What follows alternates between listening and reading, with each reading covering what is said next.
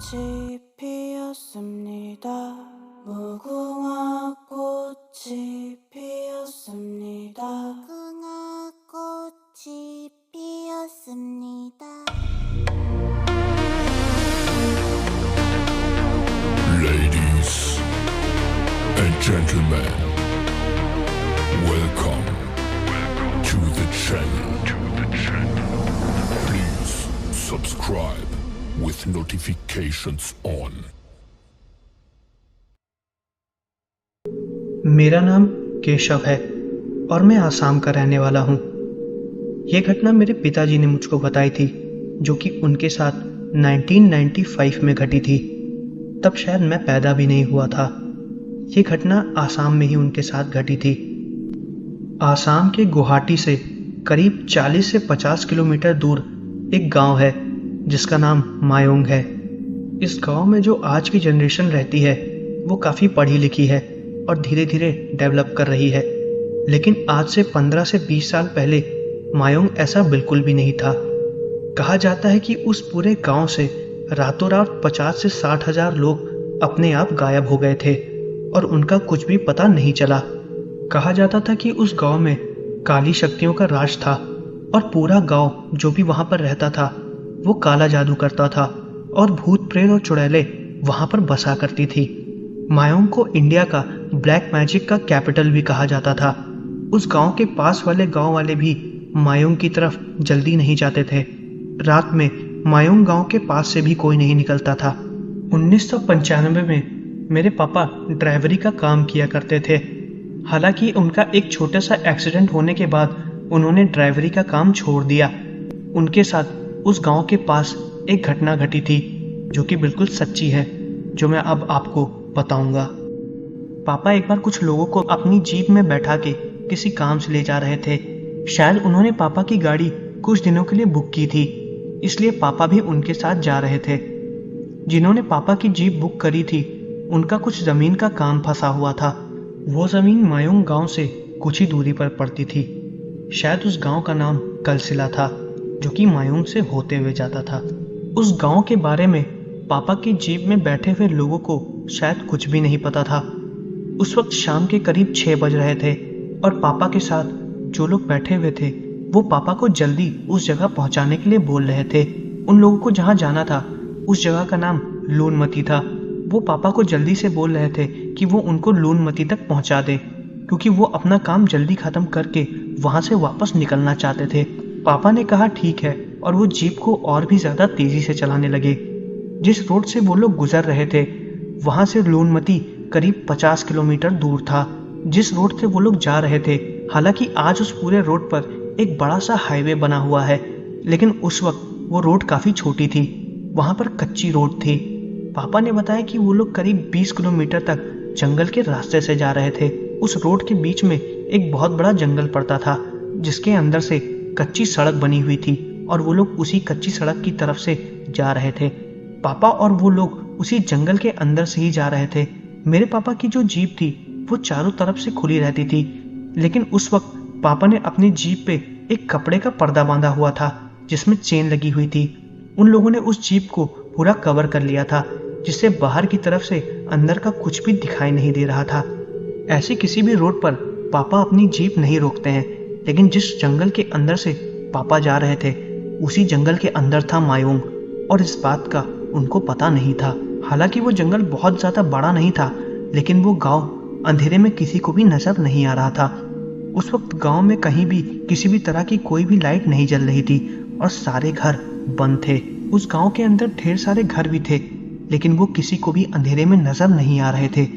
वो पूरा का पूरा गांव काफी ज्यादा सुनसान था। उस गांव में उस वक्त बहुत ही कम लोग रहा करते थे, या शायद कोई रहता ही नहीं था। और वहां जितने भी लोग रहते थे सबके सब बस काला जादू ही करते थे। कहा जाता था कि ज्यादातर तंत्र विद्या करने वाले तांत्रिक और काला जादू करने वाले अघोरी और पुजारियों का बसेरा था वो। जब पापा वहां से निकल रहे थे तो उस वक्त रात के करीब 8 बज रहे थे और अंधेरा बहुत ही ज्यादा था। जितना उनके जीप से रोशनी हो रही थी बस उतना ही उन लोगों को दिखाई दे रहा था। कुछ दूर जाते ही जीप के बोनट से अपने आप धुआं निकलने लगा।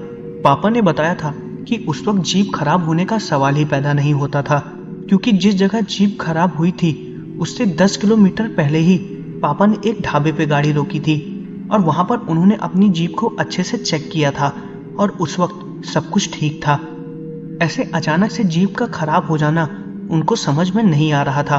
अब उनकी जीप रोड के बीचों बीच ही खड़ी थी और बड़े बड़े पेड़ों की वजह से चांद की रोशनी हल्की फुल्की उन तक आ रही थी, लेकिन उससे भी बहुत ज्यादा उजाला नहीं हो रहा था। वहां पर पूरे जंगल में बस घोर अंधेरा ही था।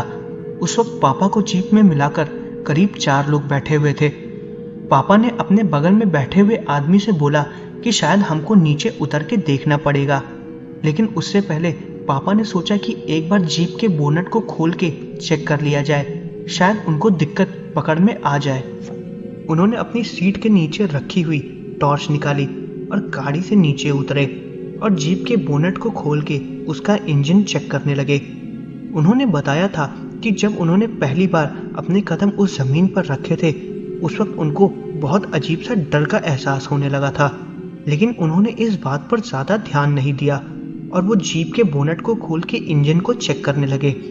उन्होंने बताया था कि जब उन्होंने ठीक से उसको चेक किया तो उसमें कोई भी दिक्कत नहीं थी। उनकी गाड़ी अपने आप कैसे रुक गई थी इस बात का उनको कुछ भी पता नहीं चल रहा था। फिर पापा ने जीप में बैठे हुए लोगों को उतरने के लिए बोला और उनसे बोला कि उनको धक्का लगाना पड़ेगा। हालांकि पापा के बगल में जो आदमी बैठा हुआ था उसके पैर में किसी तरह की दिक्कत थी, इसलिए वो गाड़ी से उतर नहीं सकता था। इसलिए पापा ने बाकी लोगों को बोला कि वो उतर के गाड़ी को धक्का लगाएं और वो ड्राइविंग सीट पर ही बैठे हुए थे। वो लोग जैसे ही जीप को आगे की तरफ ढकेलने लगे वो अपने आप स्टार्ट हो गई। जीप के स्टार्ट होते ही पापा ने उनको जीप में बैठने के लिए बोला। वो लोग गाड़ी के अंदर बैठने ही जा रहे थे, तभी उनको किसी आदमी की रोने की आवाज आई और वो आवाज बहुत ही ज्यादा तेजी से आ रही थी। जंगल में गाड़ी के स्टार्ट होने की आवाज के साथ साथ उस आदमी के रोने की भी आवाज बहुत तेज गूंज रही थी। और फिर पापा ने गाड़ी के इंजन को बंद किया और ठीक से उस आवाज को सुना। वो आवाज उनके ऊपर से ही आ रही थी। जब उन तीनों लोगों ने ऊपर की तरफ देखा तो वो बहुत ज्यादा डर गए थे। उन्होंने देखा कि एक आदमी पेड़ से उल्टा लटका हुआ था और नीचे उन लोगों की तरफ देख रहा था। वो सब लोग कुछ देर तक बस उसको ही देखते रह गए और बहुत ज्यादा डर गए थे। पापा ने बताया था कि उन सब का शरीर जैसे एकदम जम गया था। उस आदमी ने अपना मुंह खोल रखा था और उसके मुंह से अजीब सी लाल चीज नीचे पापा की जीप के बोनट पे गिर रही थी। पापा ने बताया था शायद वो खून था। जैसे ही उन्होंने उस आदमी को देखा वो सब लोग बहुत ज्यादा डर गए थे। वो सच में खून था। उसको देखते ही सब लोग तुरंत गाड़ी के अंदर बैठ गए और उस मोटे कपड़े से जीप को चारों तरफ से अंदर जिप से बंद कर लिया। वो सब लोग काफी ज्यादा जोर से चिल्ला रहे थे और पापा गाड़ी को दोबारा स्टार्ट करने की कोशिश कर रहे थे। फिर वो आदमी पेड़ के ऊपर से लटकता हुआ ऐसे ही पापा की जीप के सामने आके खड़ा हो गया और बहुत जोर जोर से जीप के बोनट पे अपने सर को मारने लगा। उसको देख के पता चल रहा था कि वो कोई नॉर्मल आदमी तो नहीं है। पापा ने तुरंत जीप को स्टार्ट करने की कोशिश की, लेकिन जीप स्टार्ट नहीं हो रही थी। फिर वो आदमी बोनट के ऊपर चढ़ गया और सामने वाले कांच को तोड़ने की कोशिश कर रहा था। तभी पापा ने अपने सीट के नीचे रखा हुआ एक लकड़ी का डंडा निकाल लिया। उन्होंने सोचा कि अगर वो कुछ भी ना कर पाए तो कम से कम उसको मार तो देंगे, लेकिन उससे पहले ही गाड़ी अपने आप स्टार्ट हो गई और वो नीचे गिर गया। नीचे गिरने के बाद वो आदमी जीप के अंदर घुसने की कोशिश कर रहा था। वैसे ही तुरंत पापा जीप को आगे की तरफ भगाने लगे। वो कोई नॉर्मल आदमी नहीं था, वो एक पिशाच था। उस पिशाच ने अपने हाथों से जीप को रोकने की कोशिश की, लेकिन तब तक गाड़ी बहुत ज्यादा स्पीड में हो गई थी। वो पिशाच भागते भागते नीचे जमीन पर गिर गया और नीचे जमीन पे ही भागने की कोशिश कर रहा था।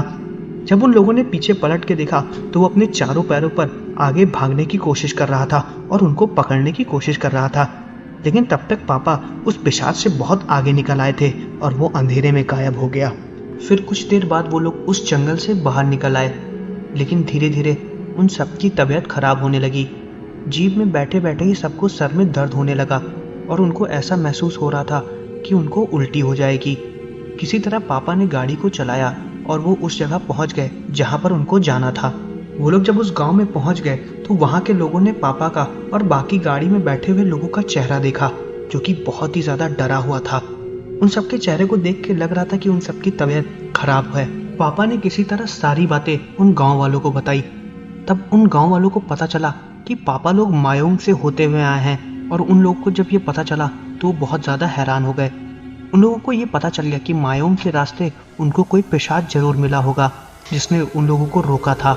उस पिशाच ने इन सबको देख लिया है और उस पिशाच की हवा इन सबको लग गई है। पापा की और सबकी हालत धीमे धीमे खराब होती जा रही थी। पास के ही एक गांव में पुजारी रहते थे। सब लोग जाके उनको बुला कर लेके आए और पुजारी ने उन सबकी हालत देखी और उन्होंने बोला कि इस पिशाच की हवा को वो इन लोग से नहीं छुड़ा पाएंगे, इसके लिए मायोंग से ही किसी तांत्रिक को लेकर आना पड़ेगा। लेकिन इस वक्त रात में किसी की हिम्मत मायोंग की तरफ जाने की नहीं हो रही थी, इसलिए उन लोगों ने फैसला किया कि वो लोग सुबह जाके वहां से किसी तांत्रिक को लेकर आएंगे।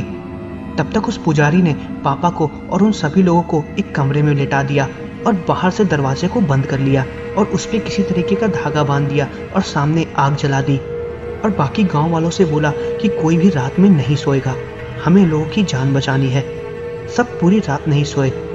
कई लोगों ने तो ये भी बोला कि वो पिशाच रात में आया भी था, लेकिन कई लोगों को वो दिखा भी नहीं। वो लोग पास के ही गांव से एक वैद्य को भी बुला के लाए जिसने उनको दवाई दी, लेकिन उनकी दवाई का भी उन लोगों को कुछ भी असर नहीं हो रहा था।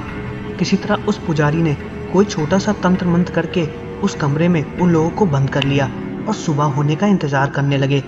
उन सबकी तबीयत और ज़्यादा खराब होती जा रही थी। उन लोगों को कुछ भी समझ में नहीं आ रहा था। पापा को तो उल्टियाँ भी होने लगी थी।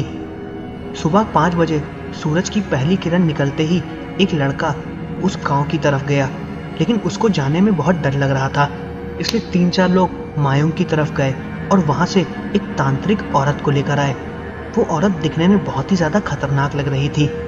जब उस औरत ने पापा को और उन सब लोगों को देखा तो उसको देखते ही पता चल गया कि ये एक पिशाच का काम है। फिर गांव वालों ने उस औरत को सारी बातें बताई। फिर उस औरत ने दरवाजे को खुलवाया जिसके अंदर पापा लोग बंद थे, और दरवाजे को खुलवाते ही उस औरत ने और गांव वालों ने देखा कि पापा लोगों का चेहरा लाल हो गया है। उस औरत के पास एक पानी था, उसने वो पानी उन सबको धीरे धीरे करके पिलाया, और उस पानी को पिलाते ही उन लोगों को जोर जोर से उल्टियाँ होने लगी। उन चारों में से 2 लोगों को तो खून की उल्टियाँ भी हुई और उल्टी होते ही वो लोग सो गए। जैसा लग रहा था कि उन लोगों को अपने दर्द से आराम मिल गया है। करीब 2 घंटे बाद चारों लोगों को होश आया और फिर गांव वालों ने सारी बातें उन लोगों को बताई। वो लोग काफ़ी ज़्यादा डर गए थे। फिर वो लोग 1 दिन तक और उस गांव में रुके और मायोंग के बारे में एक एक चीज़ पता लगाई। वो जो तांत्रिक औरत पापा लोगों को ठीक करने आई थी वो फिर दोबारा उसी गांव में चली गई, और उस औरत ने यह भी बताया कि वो बहुत ही खतरनाक पिशाच था। ये भी बोला कि इन चारों लोगों की किस्मत बहुत अच्छी है, वरना वो पिशाच अपने शिकार को कभी नहीं छोड़ता है। जब ये सारी बातें पापा को और उन लोगों को पता चली तो वो लोग बहुत ज़्यादा डर गए थे। उसके बाद उन लोगों की तबीयत धीरे धीरे ठीक होने लगी और फिर उन लोगों ने अपना काम किया। ठीक होने के बाद पापा लोग उस गांव को छोड़ के चले गए, लेकिन इस बार वो लोग दूसरे रास्ते से अपने घर की तरफ गए और फिर लौट के कभी नहीं आए। पापा ने उस घटना के 1 साल बाद से गाड़ी चलाना भी छोड़ दिया और कभी भी घूम के दोबारा मायोंग की तरफ नहीं गए, और ये घटना उनके जीवन की सबसे खतरनाक घटना थी।